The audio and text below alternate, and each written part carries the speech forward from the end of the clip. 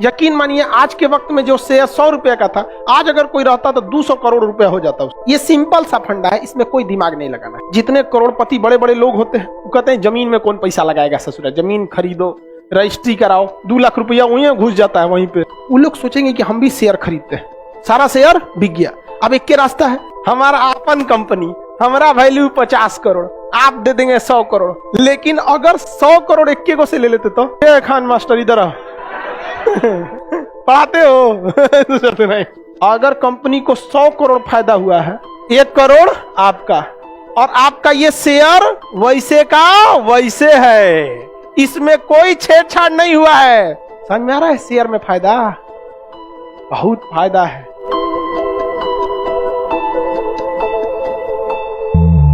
RBI की स्थापना 1935 में हुई। आरबीआई की स्थापना के लिए, किसी भी चीज की स्थापना के लिए आपको पैसे की जरूरत होती है, लेकिन सरकार के पास पैसे नहीं थे और अपने पैसे से लगा के बिजनेस करना बेवकूफ़ी हो जाती है। बड़े बड़ा बिजनेस आप अपने पैसा से कर ही नहीं सकते हैं, बहुत बड़ा बिजनेस। तो इन्होंने क्या किया, आईपीओ ला दिया, इनिशियल पब्लिक ऑफरिंग। आईपीओ मतलब पब्लिक को ऑफर दिया जाता है कि हम एक संस्था का क्या करने जा रहे हैं, आप खोलने जा रहे हैं, आप लोग पैसे से हेल्प कीजिए। तो वो होता है शेयर। तो ये 100 रुपया क्या मांगा गया था, शेयर मांगा गया। 100 रुपया के क्या मांगा गया, शेयर। कितने लोगों से मांगा गया, 5 लाख लोगों से। कितने लोगों से, 5 लाख लोगों से। कितना का शेयर, 100 रुपए का। जरा सोचिए कितना आदमी से मांगा, 5 लाख। और कितना रुपया, 100। तो 100 को 2 जीरो बढ़ा देते हैं, गिन लीजिए, काई दहाई सैकड़ा हजार 10,000 लाख 10 लाख करोड़, 5 करोड़। वो भी कब, 1935। आज के समय में 5 करोड़ बहुत होता है, 1935 में तो 5 करोड़ और भी भयानक था। आरबीआई का अपने जेब से कितना रुपया लगा, 1 रुपये ना पब्लिक का पैसा कितना गया, 100 रुपये। कितना लोग दिया, तो अब कोई 100 रुपया दे के ऐठेगा, मालिक है हम, तो जरा निकल तो रहे, जिसने 5 लाख मालिक घूम रहे हैं इसलिए कभी भी शेयर का जो फेस वैल्यू बनाया जाता है, फेस वैल्यू, वो हमेशा छोटा रखा जाता है। क्योंकि फेस वैल्यू कितना है इसका, 100 रुपया। फेस वैल्यू कितना था, 100 रुपये। आज भी आप किसी कंपनी का शेयर खरीदिए, टाटा का शेयर बिक रहा है, एसीसी सीमेंट का बिक रहा है, एशियन पेंट का, उस ससुरा का फेस वैल्यू बहुत छोटा रहता है। रिलायंस का शेयर बिक रहा है 1500 रुपया में, कई गो शेयर है 2 लाख। आप भुला जाइएगा एगो शेयर खरीद के। रिलायंस कहता है कि ज्यादा पैसा लगाना है तो 2 गो शेयर खरीद लो 3000 में, और ज्यादा लगाना है 1000 खरीद लो, 1 लाख शेयर खरीद लो। एक के बारे में नहीं देता है, नहीं तो पार्टनर बन जाएगा, रिलायंस के पार्टनर हम, भगा देगा यहाँ पे। तो हमेशा शेयर का फेस वैल्यू क्या होता है, छोटा होता है। तो सरकार को लग गया कि भैया इसकी वैल्यू तो बढ़ेगी। अब आप कहिएगा कि सर शेयर का वैल्यू कैसे बढ़ जाता है, ये सबके दिमाग में ही बात आता है कि उसका वैल्यू कैसे बढ़ जाता है। जो शेयर आप 100 रुपया में खरीदे हैं तो आप 10,000 रुपये में बेच देंगे। यकीन मानिए आज के वक्त में जो शेयर 100 रुपये का था, आज अगर कोई रहता तो 200 करोड़ रुपया हो जाता उसका। ये सिंपल सा फंडा है, इसमें कोई दिमाग नहीं लगाना है। शेयर ना ज्यादा बढ़ता है ना घटता है, वो वैसे का वैसे रहता है। डिमांड बढ़ता है इसलिए रेट बढ़ जाता है। एग्जाम्पल के तौर पे जमीन खरीदिए, आप 1 कट्ठा जमीन खरीदिए 2010 में, जमीन वही, ना उस पर खेती कीजिए, ना बाउंड्री कीजिए, ना बैनर पोस्टर, कुछ मत कीजिए, बस वेट कीजिए। 10 साल बाद बेचेंगे तो क्या उतने में बिकेगा, होगा ही सोचा डबल ट्रिपल कितना होगा कौन जानता है, बढ़ेगा कि नहीं बढ़ेगा, हाँ बढ़ जाएगा वहां पर। बस शेयर भी यही है, आप खरीदे हैं, आप 10 साल बाद कोई देखेगा कि नहीं हमको भी लेना चाहिए, तो आप नया खरीदिएगा तो हैवी मिलेगा तो हमरे से खरीद लीजिए। एक सिंपल सा फंडा यही होता है शेयर का, क्योंकि शेयर एक लिमिटेड होते हैं और हर कोई उस कंपनी का क्या होना चाहता है, हिस्सेदार होना चाहता है। समझ आ रहा है कि नहीं आ रहा है। अब शेयर में इसको हम लोग समझेंगे लोग कि किसी कंपनी को 100 करोड़ रुपए की, कोई कंपनी खोलने के लिए 150 करोड़ रुपए चाहिए। कितने चाहिए, 150 करोड़। कंपनी के पास पैसे हैं 50 करोड़। कितने पैसे हैं, 50 करोड़। रिक्वायरमेंट कितना का है, 100 करोड़। रिक्वायरमेंट 100 करोड़। ये बताओ बाबू, अगर घोंचू कंपनी होगा, जैसे हम एजुकेशन की कंपनी है, अगर हम अपनी कंपनी डालते हैं तो जितने बड़े बड़े बिजनेसमैन हैं ना, जिनके पास करोड़ों का पैसा, उनको एक बार पक्का पता है कि खान सर का दूसर कोई कंपनी चले ना चले, एजुकेशन कंपनी बड़ी तगड़ा भागने वाला है। तो वो सोचेगा खान सर आपको कितना पैसा चाहिए, 100 करोड़। रिलायंस वाला कहेगा हम ही से ले लीजिए, उनके वाह हम ही से ले लीजिए, हमारा आपन कंपनी, हमारा वैल्यू 50 करोड़, आप दे देंगे 100 करोड़, हम हो जाएंगे, आप ही हमारे कंपनी में मेहमान हो जाएंगे। बकलोल है नहीं, 100 करोड़ देवे नहीं करेंगे, हम इस ससुरा का टुकड़ा कर देंगे 50-50 रुपया का। कितना का टुकड़ा करेंगे? 50। हिंदुस्तान में लोगों की कमी है, और जितना छोटा शेयर वैल्यू रहेगा उतने जल्दी बिकेगा शेयर। एक के दिन में साफ हो गया, अरे खान सर का शेयर आया 50 रुपया का। अभी बताओ 50 रुपया हमारे 50 करोड़ के आगे कितना रहेगा? कुछ नहीं। लेकिन ओवरऑल कलेक्ट करके मेरे पास कितना पैसा आ जाएगा? कोई मालिक बन पाया? और एक को शेयरवा किसको दिए रहते? अंबानी को। उस ससुरा पैसा उतने आता, मालिक बन गया रहता वहां पर, हुकुम चलाता, खान सर एगो बैच आप और दे दीजिए, तो मालिक बन जाता हमारा। ये बताइए हम शेयर कितने का निकाले थे? 50-50 रुपया का। इससे कितना कलेक्ट कर लिया? एक को से 100 करोड़ लेना सही है या छोटे छोटे शेयर से? पैसा तो उतने आएगा। कोई तन के चलेगा मेरे सामने? मालिक कौन रहेंगे? यहाँ समझ में आ गया। लेकिन अगर 100 करोड़ एक को से ले लेते तो नीता अंबानी हमको ले दिया, खान मास्टर इधर आ पढ़ाते हो नहीं, हमारा वैल्यू खत्म हो जाता। नहीं समझे? तो कभी भी छोटा शेयर देना चाहिए आदमी को। अब बात आता है कि आदमिया कैसे कमाएगा। जैसे मान के चलिए आप ही लोग 50-50 रुपए का शेयर खरीद लिए, बबनी एगो शेयर खरीदी, 4 गो खरीद लिया, कोनो 200 खरीद लिया, कोनो 5000 शेयर खरीद लिया। समझ में आ गया कि नहीं आ गया? हम लिमिट लगा देंगे, कहेंगे कि ससुरा अंबानी के पास पैसा कमी है नहीं, एक के बार लेके चल जाएगा, तो बतिया बराबर हो जाएगा। 50-50 का टुकड़ा लेके एक के बार खरीद लेगा, 100 करोड़ में दे दो हमको जितना शेयर है। कहीं ससुरा तो गड़बड़ कर दिया। तो नियम बना देंगे, एक आदमी 5 गो जिससे ज्यादा शेयर नहीं खरीद सकता है। आओ, नहीं समझे? नियम बना देंगे, एक आदमी 1000 से ज्यादा शेयर नहीं खरीद सकता है। तो सोचो 1000 से ज्यादा शेयर नहीं खरीद सकते, कुल 500 रुपया 50 रुपया का फेस वैल्यू है, मैक्सिमम कितना जाएंगे? 5000 50,000, मैक्सिमम कितना जाएंगे? 50। भैया 50,000 रुपया लेके तुम 50 करोड़ वाले के पास आओगे? लिमिटेशन मार दिए कि नहीं मार दिए? तो भैया हमें पैसा भी चाहिए, मालिकाना हक भी चाहिए, डिसीजन भी हम ही ले, और किसी को दादागिरी भी न करने दे। तो हमारा कंपनी नियम हमारा है, खरीदना है तो खरीदो, नहीं तो निकलो जाओ। समझ में आ गया कि नहीं आ गया? शेयर से फायदा हुआ कि नहीं हुआ? अब बात आता है कि मान के चलो कि ये बबुआ, ये चश्मा वाला, ये आइंस्टीन, ये इसने खरीद लिया हमसे क्या चीज? शेयर। और इसने शेयर खरीदा 1.5 लाख रुपया का। कितने का खरीदा? 1.5 लाख का। तो यानी कितना शेयर खरीदा? 3000 शेयर खरीदा। 3000 शेयर खरीदा होगा, एक शेयर कितने का है? 50। तो 3 पचे 15, कै गो जीरो? 4 गो जीरो, 4 गो ना जीरो, 1.5 लाख। इसने कितना रुपया लगाया? कितना रुपया लगाया ये? चलो बाबू ध्यान से समझो इसको। ये आइंस्टीन ने पैसा लगाया 1.5 लाख।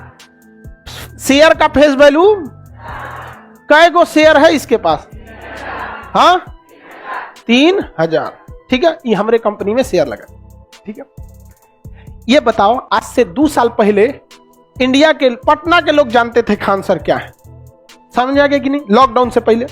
लॉकडाउन के बाद पूरा इंडिया वाला जान गया। 2 साल बाद पूरा अमेरिका वाला सब जान जाएगा सब। लेकिन 2 साल बाद आप मेरी कंपनी की वैल्यू आप क्या सोच रहे हैं? यही रहेगा, बहुत आगे जाएगा यहां पर। तो जो एक शेयर आज 50 रुपया का है, जिस तरह से एक जमीन, 1 कट्ठा जमीन अगर 1 लाख रुपए की है, अगले दिन वहां से एक हाईवे बन जाएगा, तो वही 1 कट्ठा जमीन जो 1 लाख की बिकी थी, अब कितने में बिकेगी? 10 लाख में। सोचो हाईवे निकल गया सामने। समझ में आ गया कि नहीं? आगे कोई मॉल खुल जाए और चला जाएगा शेयर वैल्यू। आगे शमशान घाट खुल जाए, गिर जाएगा गिर जाएगा कि नहीं गिर जाएगा?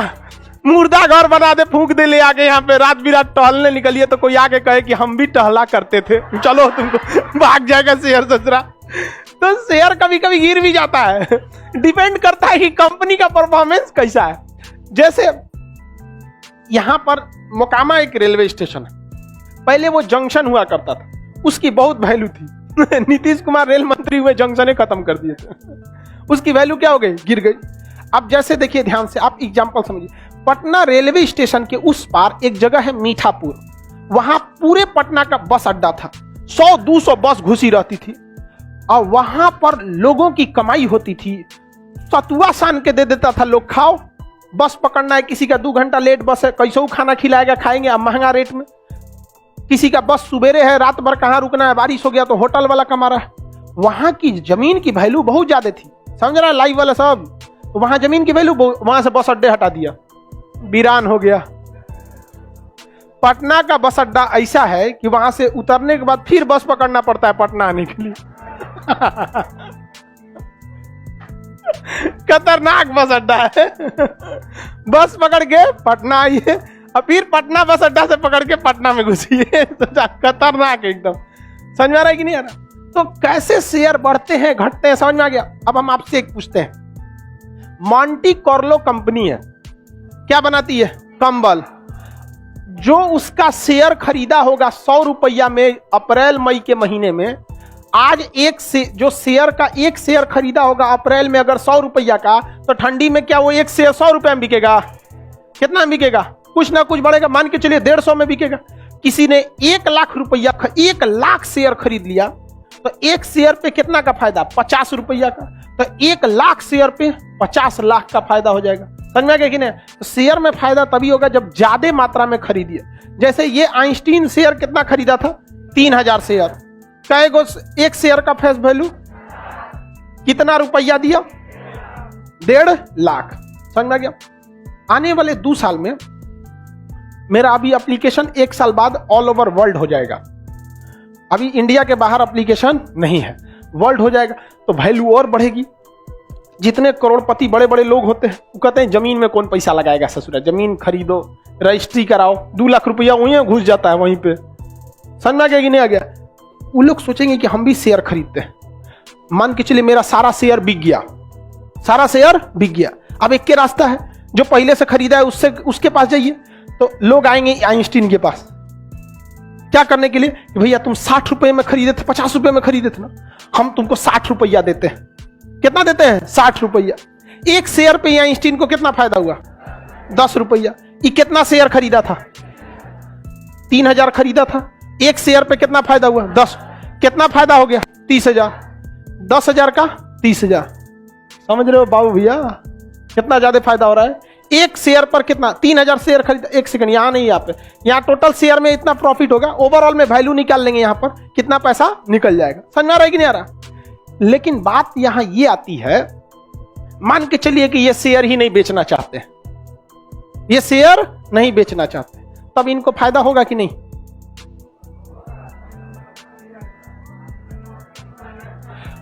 ये आदमी 10 साल तक शेयर नहीं बेचना चाहता, लाइव वाले बताएं लो, फायदा होगा? तो 10 साल से पहले फायदा होगा या बेचने के बाद होगा? कितने लोग कहते हैं कि 10 साल से पहले भी फायदा होगा? हाथ उठाइए। और कितने लोग कहते हैं जब बेचेगा 10 साल बाद तब फायदा होगा? कोनों में हाथ नहीं उठा रहा है। सुनिए ध्यान से, शेयर की सबसे अंदर की बात समझिए ध्यान।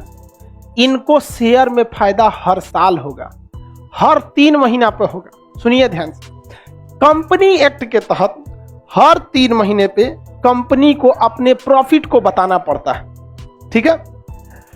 नहीं तो कंपनी के पास यह अधिकार होता है कि वो साल में एक बार प्रॉफिट बताए। हालांकि उसी प्रॉफिट को वो 3-3 महीने पे 4 पार्ट करके बता सकती है। समझ में आ गया? तो कंपनी जब अपना हर साल सालाना प्रॉफिट बताएगी तो कंपनी के पास पूरा पैसा आएगा। वो अपना बिजली बिल देगी, स्टाफ को देगी, लोन ली होगी उसको देगी, टेक्निकल सामानें खरीदी होगी उसका, एसी कुर्सी बेंच ये सब खरीदी होगी उसका, सब निकालने के बाद कंपनी के पास कुछ ना कुछ प्रॉफिट होगा कि नहीं होगा? कंपनी के पास कुछ ना कुछ प्रॉफिट होगा। अब उस प्रॉफिट को बांटा जाएगा शेयर होल्डर में। कितने में? Share holder. तो देखा जाएगा कि कंपनी टोटल कितने की? 150 करोड़ की। कितने की? 150। इस 150 करोड़ में ये 1.5 लाख रुपया कितना परसेंट होता है? 1%। आप बताइए बाबू, आप कंपनी के प्रॉफिट के कितने परसेंट के हकदार हो गए? अगर कंपनी को 100 करोड़ फायदा हुआ है, 1 करोड़ आपका, 1 करोड़ आपका, और आपका ये शेयर वैसे का वैसे है, इसमें कोई छेड़छाड़ नहीं हुआ है। ध्यान से समझ रहे हैं?